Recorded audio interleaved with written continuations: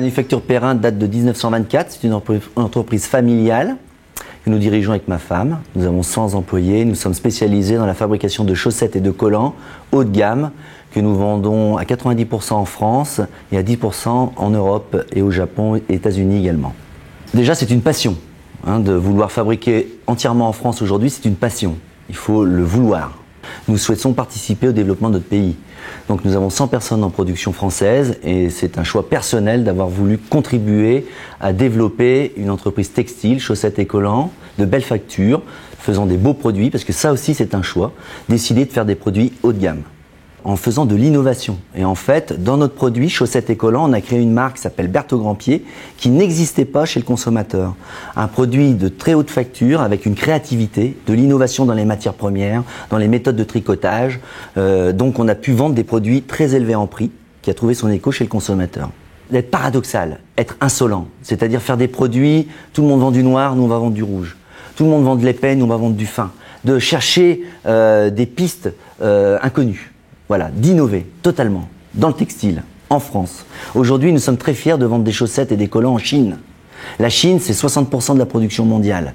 Et nous vendons des chaussettes là-bas à 90 € la paire de collants. C'est de l'insolence. Pourquoi? Parce que le Chinois riche, qu'est-ce qu'il veut? C'est une marque française fabriquée en France.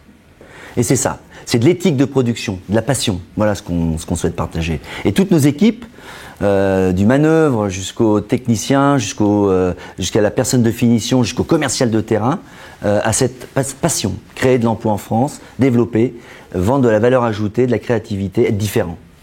Notre personnel est très fier aujourd'hui de pouvoir fabriquer en France, d'avoir un emploi en France, de contribuer au développement d'une marque qui fonctionne. Nous avons été face à un problème de place important. Nous avons pu acquérir des terrains et bâtiments qui nous juxtaient, ce qui était très intéressant. Donc nous avons fait un programme d'investissement d'1,5 million d'euros. Il est vrai que nous avons été aidés par une subvention par le conseil régional et le FEDER. Il y a beaucoup à dire. C'est très compliqué pour une entreprise qui met 100% de son énergie dans le développement de son entreprise à s'occuper d'un dossier tel qu'une aide de la région. Parce que c'est des dossiers très compliqués à remplir, très longs. Et l'aide, nous l'avons eue 1 an et demi après avoir clôturé les travaux. Donc il faut tout de même avoir les moyens avant. Donc beaucoup trop de lourdeur. Bienvenue, mais beaucoup trop de lourdeur. De plus, toutes ces aides rentrent dans le bilan d'exploitation. Donc quand vous avez le malheur de faire des résultats, vous payez 36% d'impôts sur ce qu'on vous a donné. Je trouve ça compliqué. Donc on a ce grand confort de pouvoir produire plus. Donc nous allons nous étendre à l'export. Nous venons de recruter un directeur export pour l'Europe, pour le monde, mais essentiellement pour l'Europe. L'Allemagne est un marché pour nous très important, mais également le Japon, la Chine et les États-Unis. Donc notre voie de développement, c'est l'exportation.